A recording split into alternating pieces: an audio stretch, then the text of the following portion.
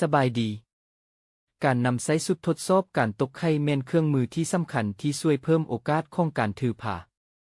มันมีผลประโยชน์ต่อไปนี้สำหรับการกะเกียมสำหรับการถือผ้าผลประโยชน์ของสุดทดสอบการตกไข่สำหรับการกะเกียมการถือผ้า 1. ช่วยระบุเวลาที่มีโอกาสถือผ้าสูงสุด สุดกวดจะกวด5ฮอร์โมนเบสิกคิดเลียฮีซึ่งจะเพิ่มขึ้นประมาณ24-36ชั่วโมงก่อนการตกไข่ การมีเพศสัมพันธ์ในช่วงเวลานี้จะเพิ่มโอกาสที่ไข่จะเกิดลูกได้ 2. ช่วยวางแผนการมีลูกอย่างถูกต้องสำหรับคู่ผัวเมียที่มีเวลาจำกัดหรือบ่สามารถมีเพศสัมพันธ์ได้เลยสุดทดสอบจะช่วยบอกถึงมือสำคัญที่ควรมีเพศสัมพันธ์เพื่อถือผ้า 3. ช่วยประเมินสถานะของการตกไข่ในร่างกาย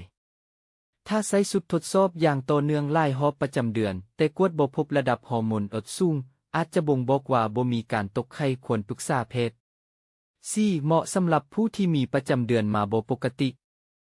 สำหรับแม่หญิงที่มีรอบเวียนประจำเดือนดนหรือบ่สม่ำเสมอสุดทดสอบการตกไข่แม่นดีกว่าที่จะระบุการตกไข่ได้ดีกว่าการคิดไล่ตามปฏิทิน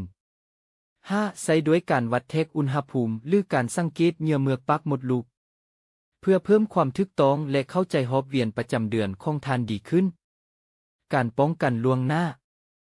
อ่านคำแนะนำสุดทดสอบอย่างระมัดระวังและใช้มันในเวลาที่เหมาะสมของมื้อเช่นตอนบ่ายหลีกเลี่ยงการดื่มน้ำลายโพดก่อนกวดเพราะว่านี้สามารถเจือจางฮอร์โมนสุดทดสอบบ่สามารถยืนยันได้ว่าใครได้ใส่ปุ่นหรือบ่มันเป็นเพียงแต่เครื่องมือบอกเจ้าว่าคือเวลาที่ดีที่สุด